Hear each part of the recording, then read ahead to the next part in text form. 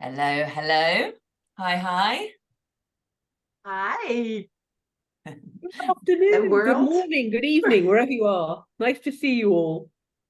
Lots of you joining us. We're just going to give it a couple of minutes whilst you all start joining today's session. And we are so pleased to be here with you on such a celebratory occasion. Yes, I'm wearing my bling and everything. I can't see it very well, but got all dressed up for at least from the waist up anyway. I won't ask what you're wearing on the bottom half body.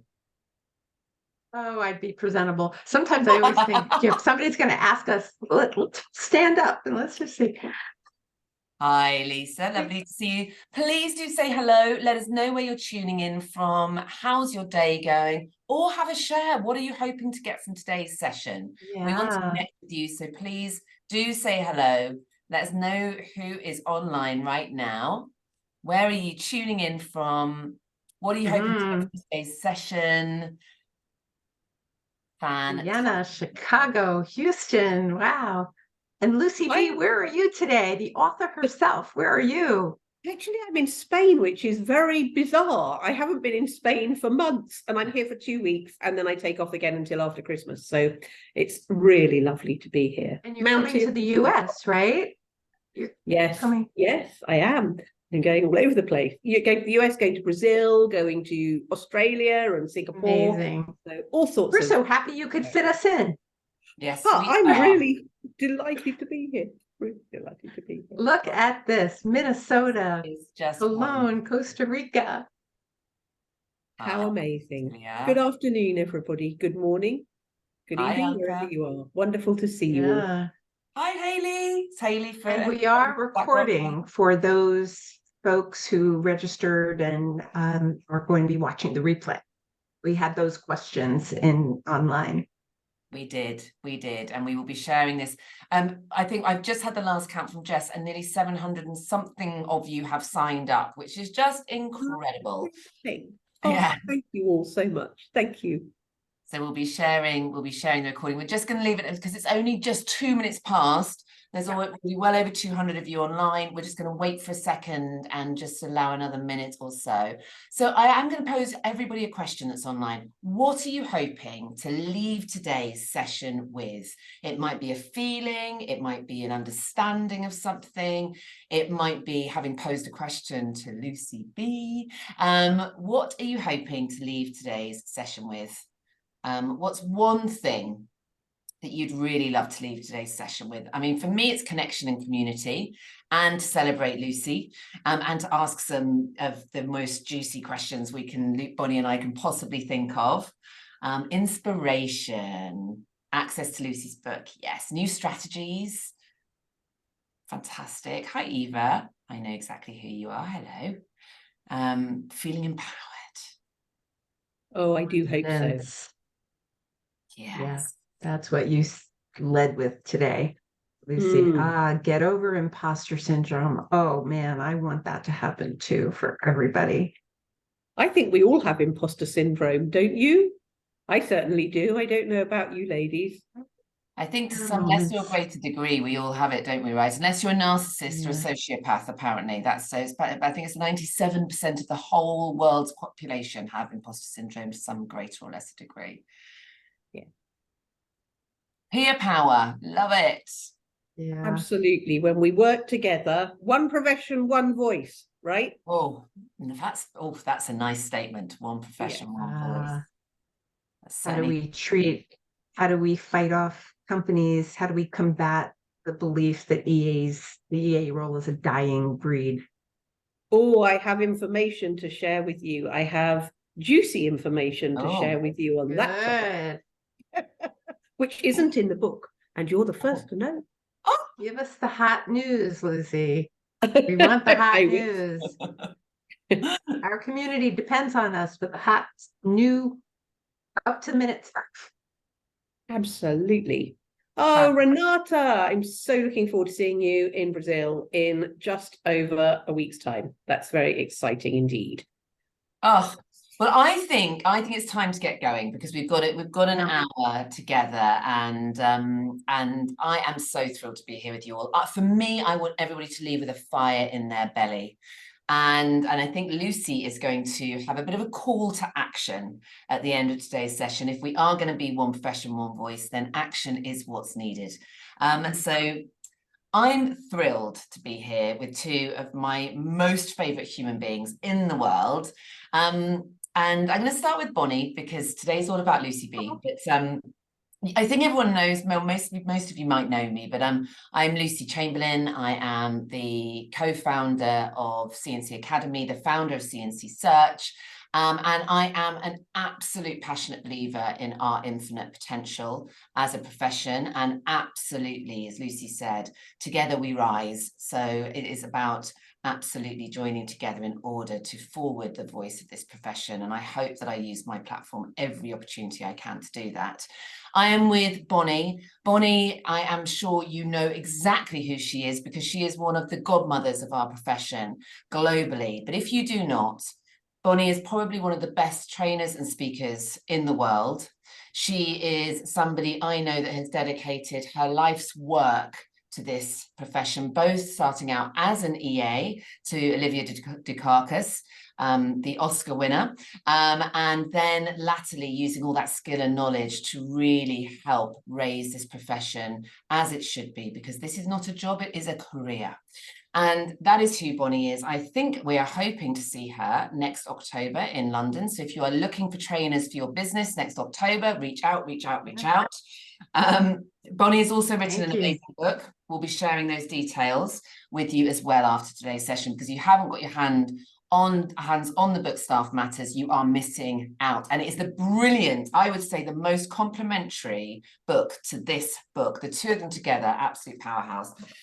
And then now to the woman of the hour, Lucy B. So Lucy is, I think, for all of us, somebody that we admire, are inspired by, that has single-handedly changed the needle herself, and is somebody for whom without, I think, the profession would have stayed a lot more stuck than it has done. So we are all deeply grateful for Lucy, for her generosity of spirit, for her ability to connect wonderful people with wonderful people, but most of all, for being relentless in her passion and pursuit of raising the game for organizations, for the individuals, for her work with the Global Skills Matrix, and so on, and so on, and so on. And I can see people from all over the world that are waiting to see Lucy, who's currently on a world tour. And she's written, I think, probably one of the most important books, certainly in all of the books that I've read specifically aimed for the assistant profession. It is We Do Love Lucy. Denise, you're absolutely right. Thank you. I've read this cover to cover, and actually my mind was blown on, and I had aha moments, and I was like, hell yes, many times over. And the link isn't working. Oh, Jess, you might see telling me the Eventbrite link is not working. Oh. But I don't know if that's for everybody or just for. I think that's probably Robert. Okay. Yeah, we have good? some hot. Robert's trying to tell us that for some people the Eventbrite link is not working. So maybe if Jess could problem solve behind the scenes. We have 231 on there, but thank you, Robert. Yes, I mean, we know he'd only interrupt if it worked. Yes, can you share the link with everybody that's signed up again? Because there's some people saying they aren't able to sign in. Oh, we can't have anyone missing out. Okay, so just whilst I was in my mid-flow of eulogizing about this book, but let me carry on. So it is a business critical book, not just for the assistant community, but for your executives and HR. So one of the things that we're going to be doing is we're going to be offering up this book to 30 of our HR professionals when they come to our HR roundtable, because that is how we're going to create change, top down, bottom up, and all of us in the middle together. So this book sold in 1 week, not every week, but in 1 week, this book sold more books than Brené Brown. So if you don't think our profession matters, that in itself will tell you, yes, it does. Yes, it does. Now, I think I have kicked off with exactly woohoo. I think I have kicked off with talking enough. And so I'm going to hand over to Bonnie for the first question to Lucy. We have so much, we're probably not going to be able to pack them into an hour, but maybe we'll come back and maybe we'll do part 2, because I think I've got about 30 questions that have come through already. Yeah, so only 30. Yeah. Oh my gosh, I'm so honored to be here with Lucy Chamberlain and the amazing Lucy Brazier, with whom, Lucy B, you and I have been talking since it feels, I think, 2010, when you were launching the magazine, and from the very beginning, like this modern day assistant is not new news. You have been working tirelessly for well over a decade. And I know that personally, as you started the conferences, and this profession means so much to you. It is inside you. And in the book, I was struck by numerous times in the book, you would talk about changing lives, changing lives. What is it that drove you to write this book? And what do you mean by the desire to change lives? Could you fill us in on, what people can expect? Tell us, give us the backstory here. So I think the backstory, in all honesty, is that I never felt like I fit. I made it right to the top in my chosen career. My parents were both theatrical people, you know this, Bonnie, right? And when I came out of school, I went and worked in bars, and my father tried to get me into working in the theatre. He actually sent me to his agent, who at the time was one of the top agents in the world. They were looking after Anthony Hopkins and Michael Crawford and all those kind of people. And the idea was that I would start as a junior and I would build my way up. But I went to my first day there, and the whole day they called me Peter's daughter. And I came home and I said, Dad, I really don't think I want to do that. I do want to be as successful as you, but I want to do it in my own right. So I went off and I started working my way up in the publishing industry, and that was a total accident. And by the time I finished, I was really as powerful as he was in the television industry in my own right. But I always felt like it was a rat race and I wasn't a rat. And I was really bad at fitting in with everybody else. And I didn't feel particularly like I was taken seriously, because I was also a woman in a very, very male-orientated world. And so as a publisher, you're always looking for campaigns. And when I started this magazine, many of you know that I started it because I knew it was 500 million women worldwide, and I thought it was a good market, and I could see pound signs in my eyes, if I'm honest. As a publisher, it was a really good bet to come after this marketplace. And very quickly, I think about 4 months in, I realized that it was 500 million women who really didn't feel empowered, who didn't feel recognized, who didn't fit. And it just went straight to my heart. And I don't know why. I just feel like it is my mission to do it. It's a whole heap of all sorts of different things. But really, I got very passionate very quickly. Tell us, you have changed so many lives. And to feel empowered to really do what it was that you were meant to be doing. Mm-hmm. Can you tell us a couple of stories about, what those stories that keep you going, that examples of people who have done it, who've done the thing, hard thing? Oh, we're just losing Lucy a little bit. No, yeah, Lucy froze. Lucy B, come on back. She's all the way in Spain, so there must have been a big wave. Here she is. Just bear with us. Everybody on this call knows the technical difficulties that these international calls do. Lucy B, can you hear us? I'm hoping we're back. Okay. We are. You've got me. Good. Excellent. Good. Bonnie, tell me, ask the question again. Yeah. So you talk about those lives you've changed, and my goodness, both Lucy C and I have seen that in front of our eyes, about the assistants around the world. You've been to, it seems to me, like 200 countries. Tell us a couple of stories about the assistants whose lives you've changed. What did they do? What was the hard thing that they that they took from your training, modern day assistant, and did? I think very often it's just understanding that whole piece of going back and portraying who you are and not feeling that you are othered. You know, for me, very often assistants are over here and the rest of the business operates here. And that's so wrong. And very often assistants say to me, I want to be part of the business. I really want to be like everybody else. And I'm honest and I say, you know, are you behaving like it? Do you speak appropriately? Do you take time to learn the language? Do you go to meetings confident that you have an opinion? And if you don't, are you prepared to go and do the work? And very often I feel like it needs somebody to be really honest and really straightforward that way. So on the one hand, I'm doing the empowerment piece and I really am giving them confidence and tools to go and do what they are exceptional at. But on the other side, I will be absolutely honest and straightforward. And quite often, I think that's a wake-up call. So I'll give you an example. I had a girl in my course who was fantastic, but she cried, I think, for most of the training because she said she had such a bad relationship with her exec and she was going to have to leave. And when she'd finished, she was going to walk out and it was good. And we had the conversation, and I know you have this conversation all the time, Bonnie, where you say, well, go back, have the conversation. Now you've done the training. It costs $30,000 for them to go and recruit somebody else. And that's without recruitment fees. That's just getting the new person from zero to hero.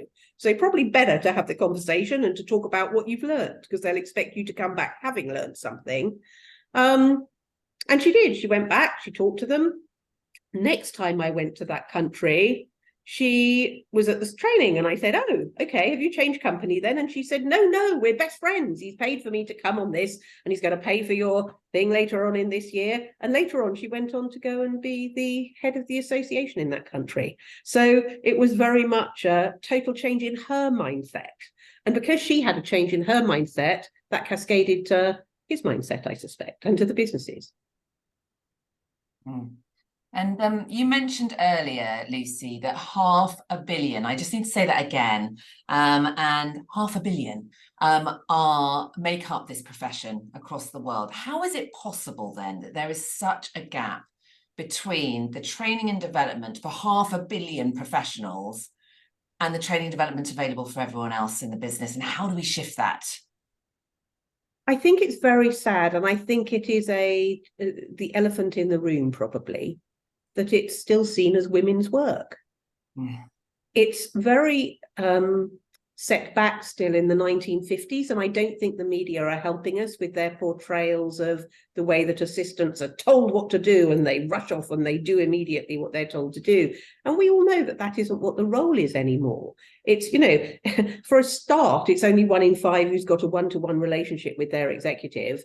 You know, it's the figure is on average 1 person to 4. So it's probably only C-suite and board people who are looked after by 1 assistant. So you get all this stuff in the press on films and TV and so on about the assistant who is really subservient and doing what they're told.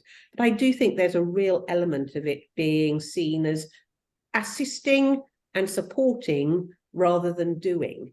And very much you are all doing. You are business people within your own right, with your own skill sets and very complementary skill sets to your executive.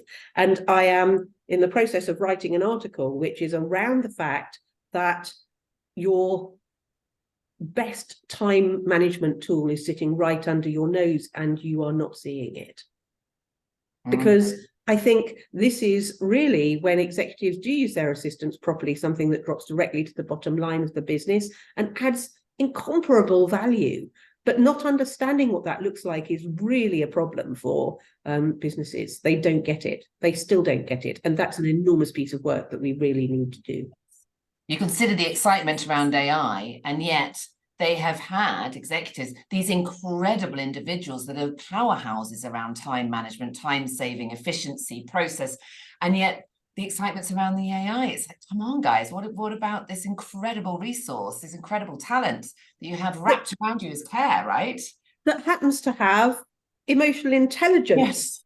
Yes. You know, emotional intelligence. We did a piece of research about 5 years ago now with Avery, and we proved categorically that assistants have 18% more emotional intelligence than anybody else in the office.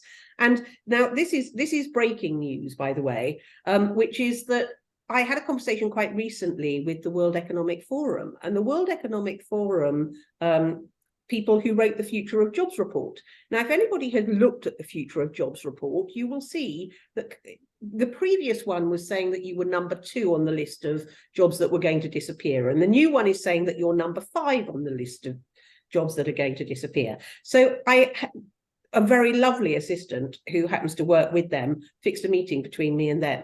And I asked them the question, how do you decide which roles are on that list of jobs that are disappearing? And they told me that it wasn't done on any research at all. They went to the businesses that they work with and they asked them which roles they think are going to disappear. And then they put them into a list. Now, this is all really interesting because what then happens is the Wall Street Journal picks up on that and goes, the role is disappearing, and writes articles about it. And then when the next time this report comes around, they ask people which role they think is disappearing, they go, the assistant role, because they've read it in the World Economic Forum. So it's a self-perpetuating myth which is destroying the profession. And actually, Glassdoor is saying that you're in the top 10 roles of the future. So to me, it's so interesting when you look at the top 10 skills that they're saying are necessary for the future of jobs. Every single one of them is one that I would put in a skills base for an assistant. And really, I asked them the question and they went, yes, you're right. You're right.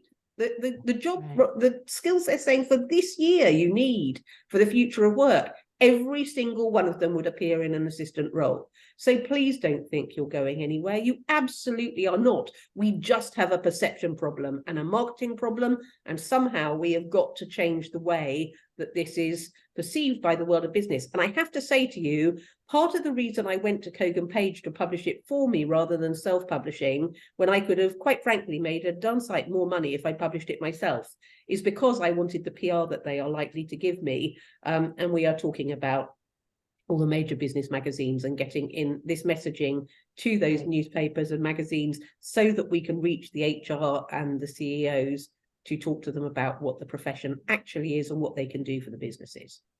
I think that's also part of why webinars like today are so important, and the idea that we're recording and there will be the replay. And so everyone on this call right now can share this information with others.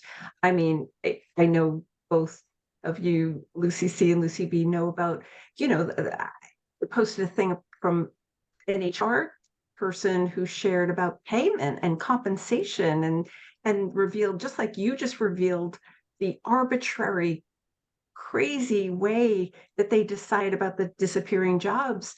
There's also a reality that HR people say, well, we'll offer people the least amount that they will say yes to. And that's super important for us to share on webinars like this. So, I think that's, certainly your book reveals the hard truths about what this is, about what we're facing. And then we get to then make some moves from the staff themselves, going to HR and going to leaders. But Lucy, you've been in conversation with HR people and leaders all over the world. Do you see, Lucy C was talking about training. Do you see there's an increased interest in training the administrative staff? Are more budgets being created? Do you feel optimistic about that? I think we start from talking to businesses about Global Skills Matrix so that they can see that there is a career progression for assistants. And once they understand because coming out of COVID, all businesses are being tasked with looking at what the value is of each employee. And for the first time, that's including assistants.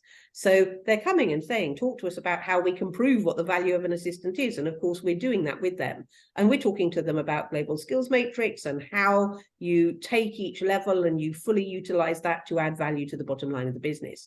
Once they understand that, then it's very easy to talk about how we work out the skills gaps, so that then they can do the training that they actually need, rather than going, we need to train the assistants, and not really understanding what that looks like.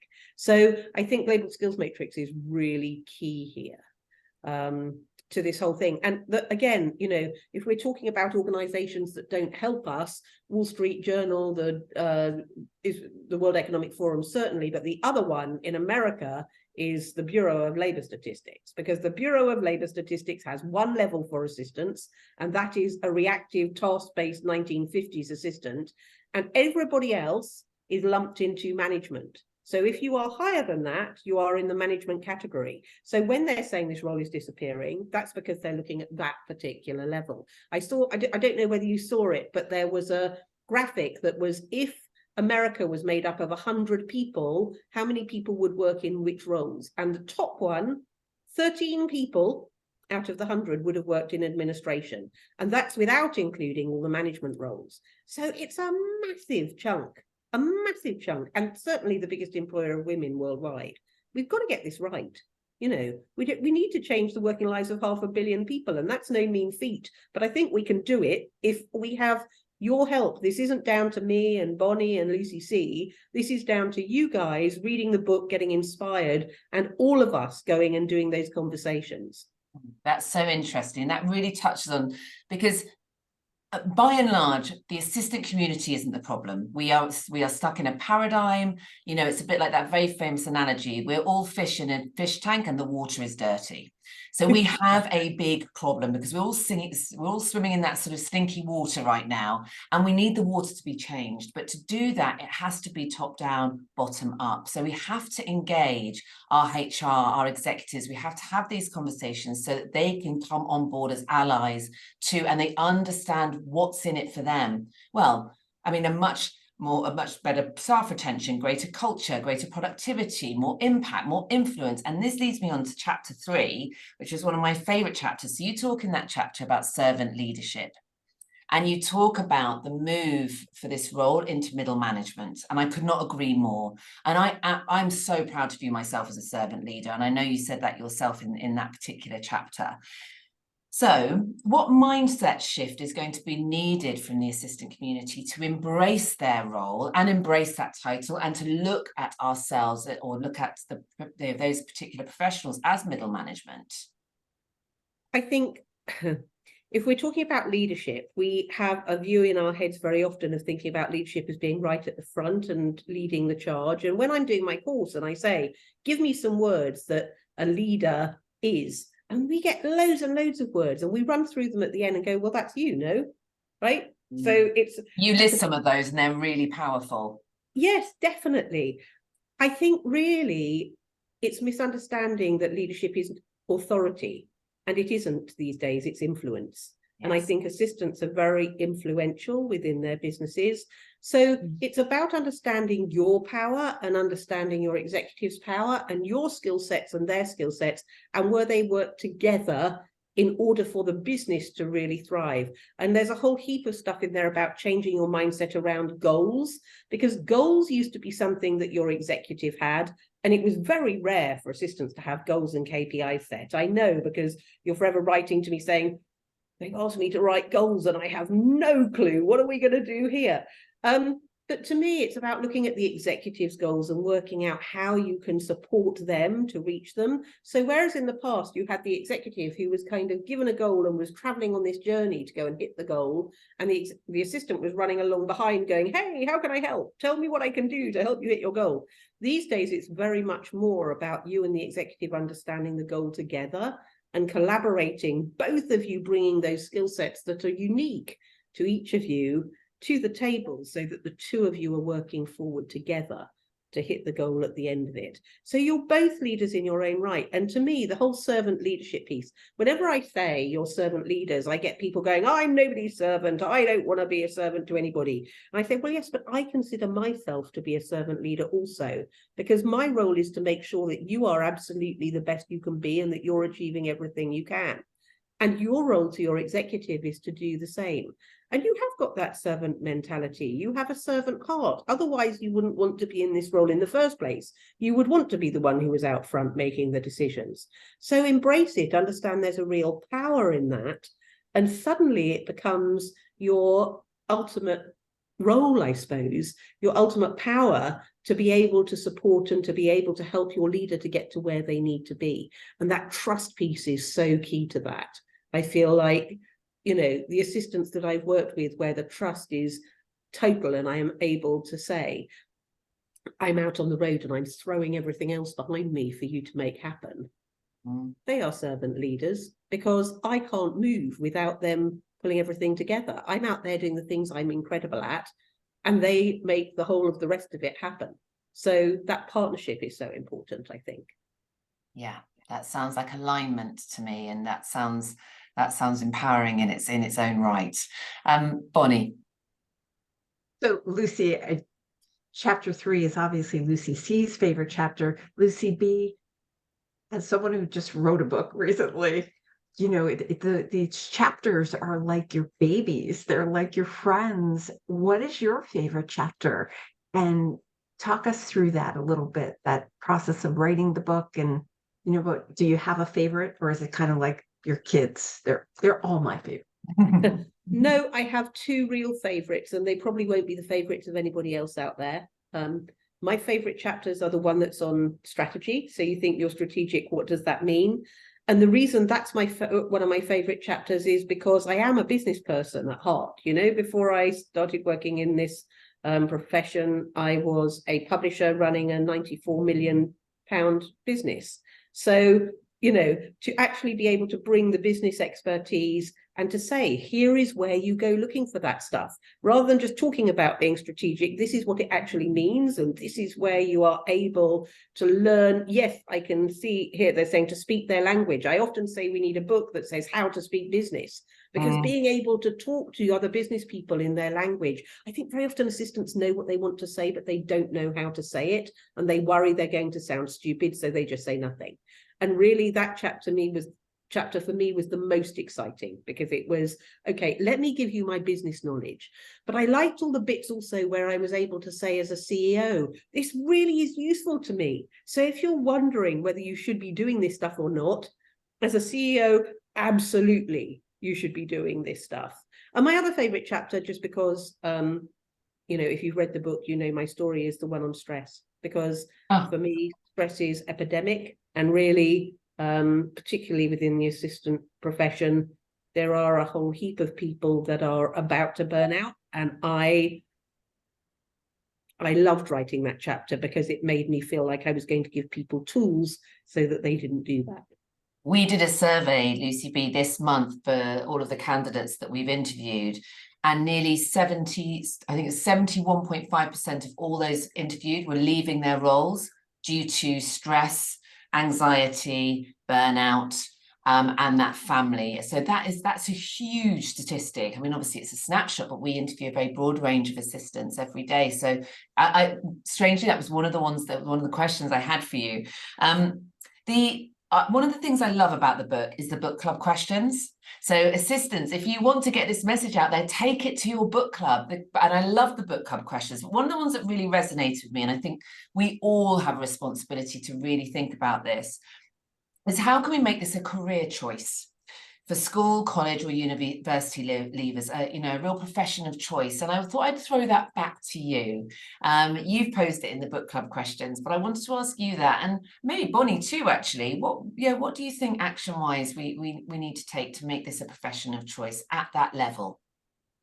I think it's a combination, really. It's a combination of enhancing the image of the role, because we definitely need a marketing campaign. I keep sitting there and starting to write a marketing campaign, and how we do that. I think it's very much improving the opportunities for growth and development. Nobody wants to enter a dead-end role, and actively promoting it as a valuable step in a broader career journey, because not everybody wants to stay in this profession. Of course, we love the ones that do, and we're very much here for the career assistants, but not everybody does. So I think it's kind of redefining and rebranding. So moving away from that traditional image of secretaries to more modern and dynamic roles. And I really like the administrative business partner. I know that when Anne Hyatt was tasked with employing as many men as women, she changed the name on her job role descriptions to administrative business partner and had as many men apply for the job as they did women. And it suggests you're doing, as I said, rather than assisting. I think it's highlighting the really diverse range of tasks and responsibilities that there are, you know, from project management to customer relationships to the fact that you are a leader in your own right, and then promoting this skills development. So making sure that you are emphasizing the skills that you can get in this profession, and why that is transferable and valuable in other professions if you are wanting to move, looking at more certification programs so that it's very clear that if you are really amazing in this profession, you're going to be able to move forward, whether that's staying here or whether it's moving somewhere else. And I want to see paths for both. So career growth opportunities within the profession, but also it's so interesting. I just before COVID, I did a huge piece of research, which was over 3,000 people. And I don't know if you remember, there was about 100 questions on it. And you were also generous and did that for me. And then literally it closed a week before COVID hit. And I was tearing my hair out because I was saying, well, this is totally useless. And recently we said, well, actually, if we go back and we look, we might see that we could do a before and after and compare the two, and that could be really useful. So when I started looking at it, I suddenly thought, oh gosh, I do wish I talked to people because there's so much more that I want to know. So I've done now about 25 hours of talking to assistants, some of the really top ones that we work with. The most frustrating thing they are all saying to me is, if I want to get promoted, I have to leave. I am at the top of where I can go. There is nothing else for me. So either they create some BS job title that is going to mean that I can then go for more money, or I have to move role, or I have to come away from being an administrative professional and go into a different job in order to get a pay rise. It's just nonsense. So I think, you know, this career growth within the business, so that there is, if you're a senior assistant, still somewhere for you to go and different pathways. So maybe if you want to continue in the administrative section, then fine. But like everybody else, if you want to move, they go, no, you can't move anywhere else in the business because you're an administrative professional. Whereas almost everybody else, they would give you opportunities to look at other departments if you wanted to. So, you know, and then, of course, I think we need to engage with the educational institutions. We need to make sure that we're at career fairs. We're forever saying you can't be it if you can't see it. So let's take some of the really extraordinary assistants that there are out there and make sure that we are putting film of them or interviews with them or them on stage at career fairs and at universities to talk about what an exceptional role this is and what you can do to climb the corporate ladder if you become an assistant. Oh, and of course, salaries. Salaries, we need to look at salaries. We need to look at benefits. We want to make sure that they are as competitive as everybody else. And I could probably go on forever, but there we go. Lucy, what you just touched on there, sorry, Bonnie, just before I hand over to you, is something that really, it just came to me while you were talking about a marketing campaign. And when we're talking about school leavers, college leavers, university leavers, we've got to stop referring to the assistant population as the hidden heroes or the hidden champions that we need to rise up, because the more we say that, if I was leaving university, I don't want to be a hidden hero. I don't want to be shoved away in a corner waiting for somebody to spot me. I want to be somebody that creates impact, influence, that has a sense of purpose, that is absolutely a critical part of working towards company goals, and it utilizes my project management, my management, my communication, my marketing, my influencing skills, my negotiation, my organizing, my time management, my productivity skills, all of the above, because that's what assistants do, especially. Yes. So I think we've got to stop talking about the profession in that way, and we need to move on, and we need to say it as it should be, not in the way that we're currently referring to it. And actually, for me, I'm never going to refer to it in that way again, because we're not going to change the marketing and the perception unless we shift how we're talking about it. Right. Agreed. We've got to showcase the role's importance. Right. And something else has just come to me, and then I am going to come to you, Bonnie, sorry. But I think tech is huge in this profession right now. So with the rise in digital tools and platforms, administrative roles are really evolving. And I think for the younger generation, understanding the tech savvy aspect of this role is huge, because really, I think moving forwards, that aspect of the job and the way that they are becoming more and more leaders that are helping the people who are implementing tech to put that into companies is something that will really appeal to the younger generation. 100%. Just a couple of things to add to that brilliant explanation about what is needed going forward. There are things, one of the things I'm excited about is that I'm seeing some movement inside companies among HR and leaders to do the following, because here's the thing, if assistants inside companies are excited and love their roles, then they're more likely to recommend other people to work for that company. No one is going to recommend, no one wants their friend to work at their company or their sister or whoever if they don't love what's happening inside the company. So, some of you know I post jobs on LinkedIn quite often. And one of the CEOs I worked with recently included the line, a respectful, no drama environment. Can I tell you, thousands of likes and posts, and you were right, Lucy's, about the stress level and the burnout. As soon as HR and leaders catch on to this idea that really the most powerful group of people they've got are their current employees, are the people already on the payroll. And so quickly, what's happening is that on the website, the careers tab, they're using language like no drama, kindness, respect. Those words are powerful words. And then some companies, using language that articulates not the hidden heroes, but the people who are really contributors and influencers inside the company. And how about the companies that actually include the headshots, not only of leadership, but of the assistants in the company? So the website is a great tool.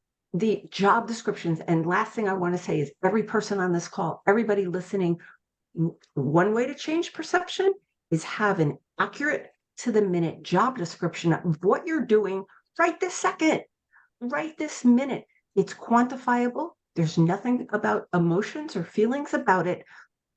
If you can honestly show HR and your leaders what you really are doing on an everyday basis, that is going to take us all the step we need to reveal to leadership what you're actually doing, because far too many assistants have a hard time advocating for themselves. It's hard to dispute something that's in black and white. So I think there's a lot of opportunity starting with the job description. What do you think on that? Absolutely, 100%. It's got to start with the job description. How are you ever going to talk about what you're doing above and beyond if you don't have a job description that says that what you're meant to be doing in the first place? How can you have businesses that HR understand doesn't have what time the to role do it. is? No, HR's not revising them.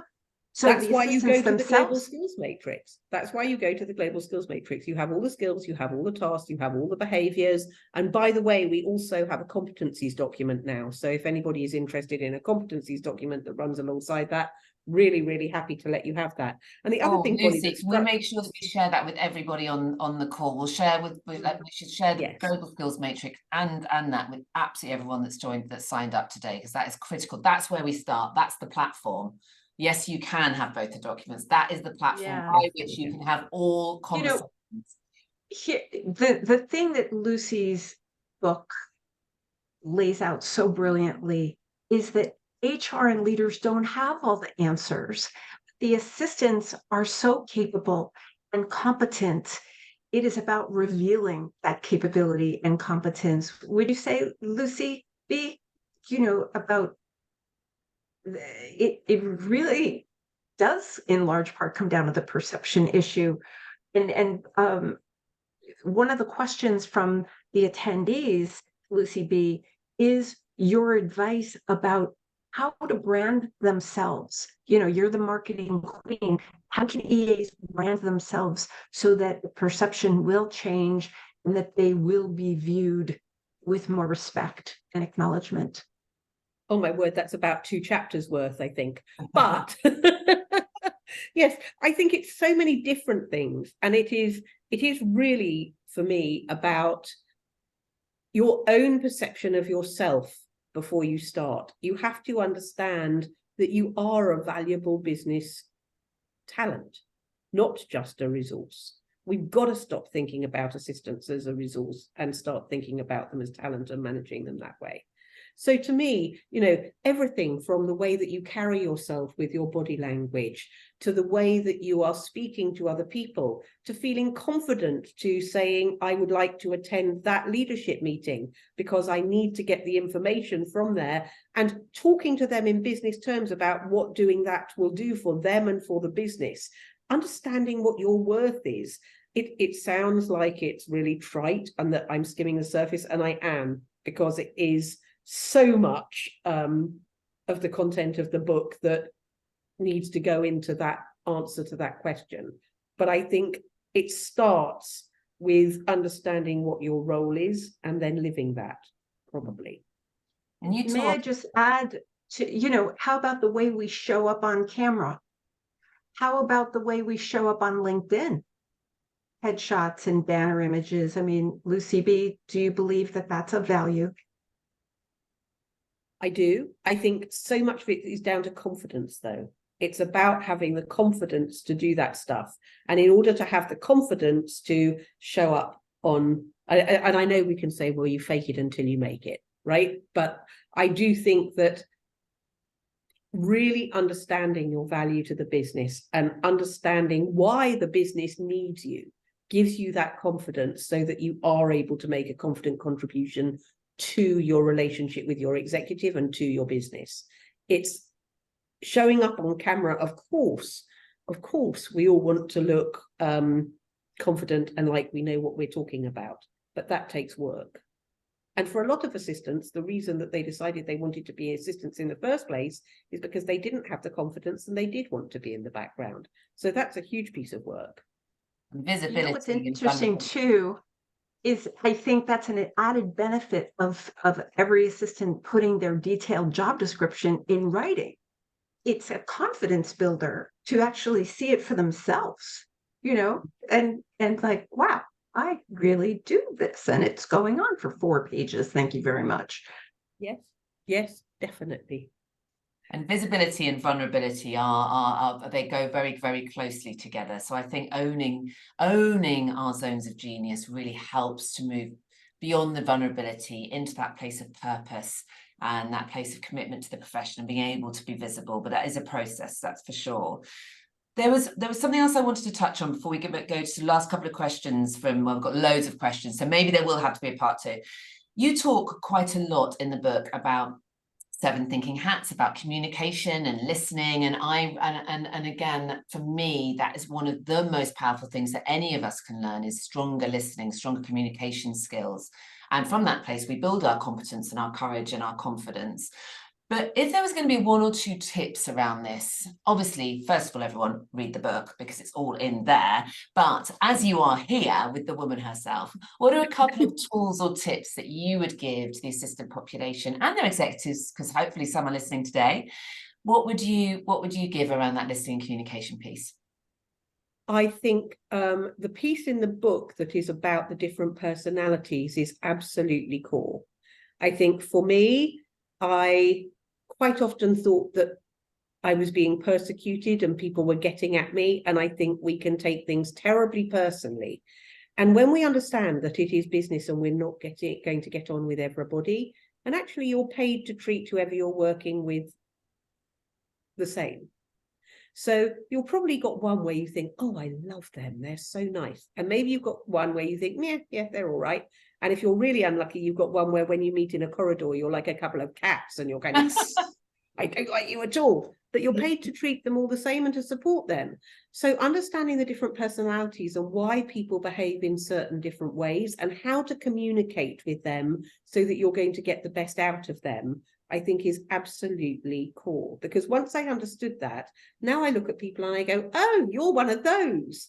I get that. Now I understand. And even when you're kind of talking office politics and things, you know, the office politics model that's in the book, which is the fox and the owl and the sheep and the donkey, the mule. You know, it's an old model. But for me, the number of assistants that come later on and go, in the course, I thought that was really simple, but actually now I've met a fox and I'm like, oh, I know how to deal with you. You're a fox.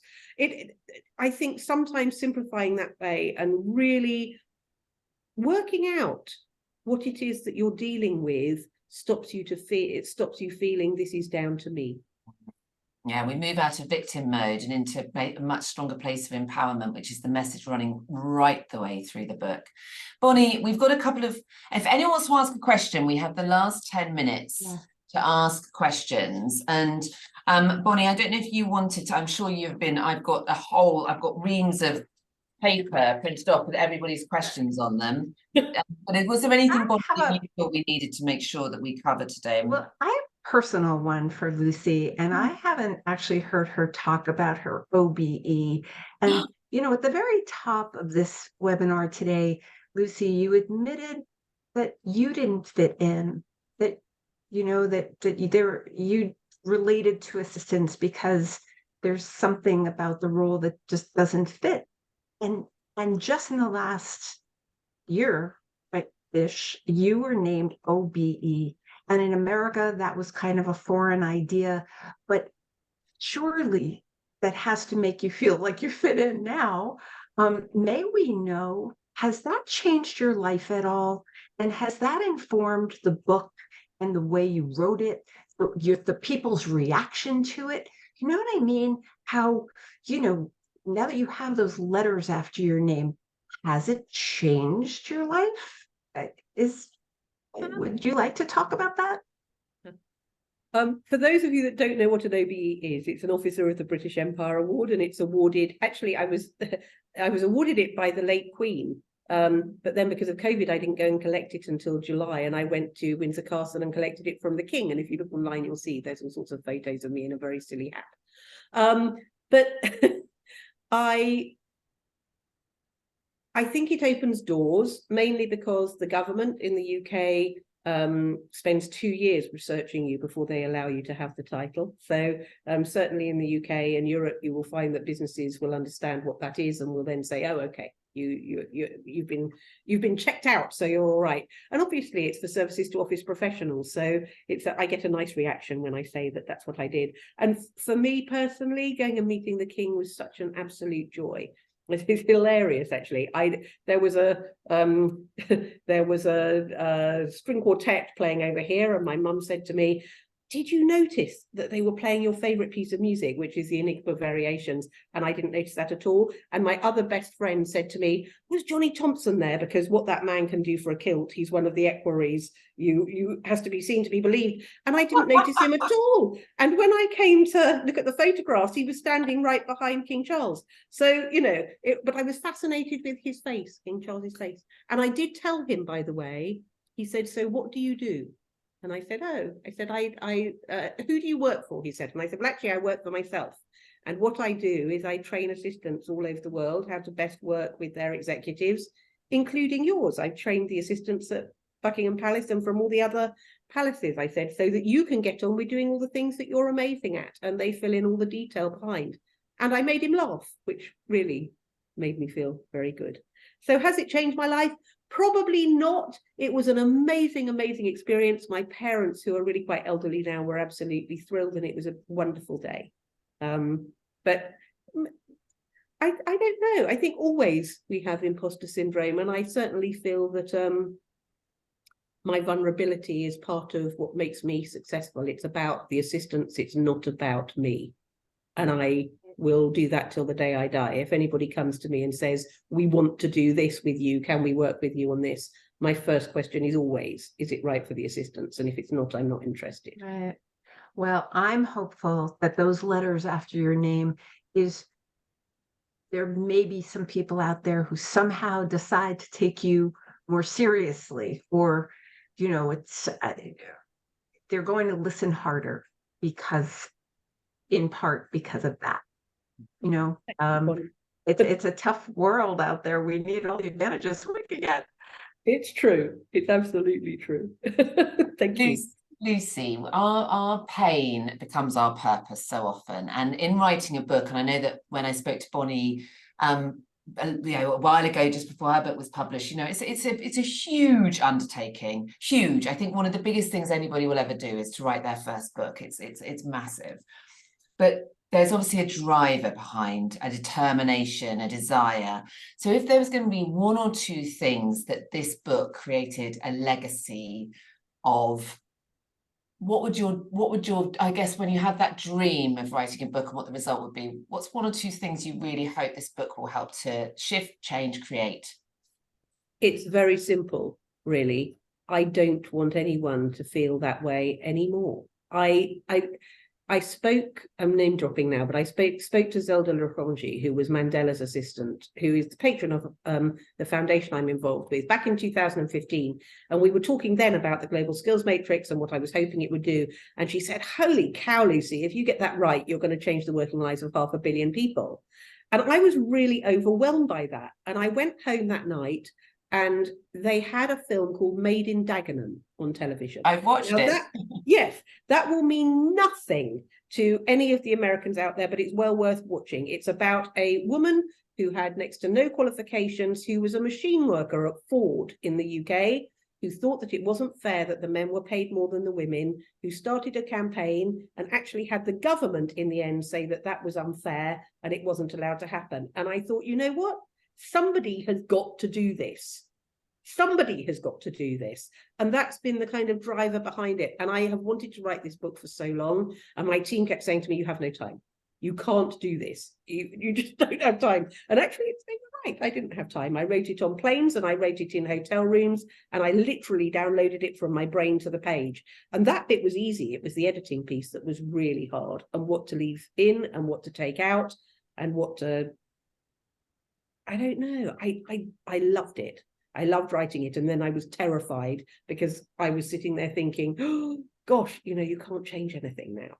But to me, I just want for businesses to take this role seriously. You could change the entire economy of so many businesses if they use their assistants properly. And we have just got to get them to understand what it is that you do. And I don't understand why they can't get their heads around it. And I thought, well, if I can get this out to thousands of people in one go, and everybody is talking about it, then all of a sudden we might find that we have the influence between all of us to make it happen. Oh, what a beautiful sentence. I'm ready. I'm fired up. How about everybody on this call? Are you fired up? Lucy B, what is one last thing you want this group listening now and in the replay to do? What do they do? What is their call to action besides buy the book, read the book, understand the book? Give the book to your executive. Let them read it, because I think that will hopefully clarify what we're trying to do. But also download the Global Skills Matrix. Take the Global Skills Matrix and say, I will talk to them on your behalf. I am really happy to talk to them on your behalf if you don't feel like you understand it enough to do it. It's really simple, actually. But let's just get this movement going. Do you know, by the way, BlackRock has just got Global Skills Matrix over the finishing line globally. How exciting is that? And they are doing a case study that we're hoping to release with Harvard Business Review in about 18 months' time. But when businesses that size start shouting about it, it's going to be exciting. And Hayley's on the line, Hayley Cole at the moment. I saw her earlier joining. Yeah, people are fired up, Lucy. And it is going to take all of us. None of us can do this alone. Yeah. And Lucy B, I just want to tell you how proud I am of you and how grateful I am that, for there are many of us standing on your shoulders as we do the work in our corners of our spaces. And we are pulling in the same direction. It needs to be one profession, one voice, where it is a respected place to be in businesses all over the world. And indeed it is. Can I say one more thing just before you go, which is that we are out the other end of COVID and we are reinventing the world of work. And I know what you are all like. You go, let's see what happens with everybody else, because we're not so important. And once it's all shaken down, then we'll work out where we insert ourselves. Now is not the time to do that. Now is the time to be right at the front with your little yellow books going, this is where we insert ourselves. This is what the future of this profession looks like. And let us help you to create a world of work for the rest of the staff where we are freeing you up to go and do the things that it is that you are paid to do.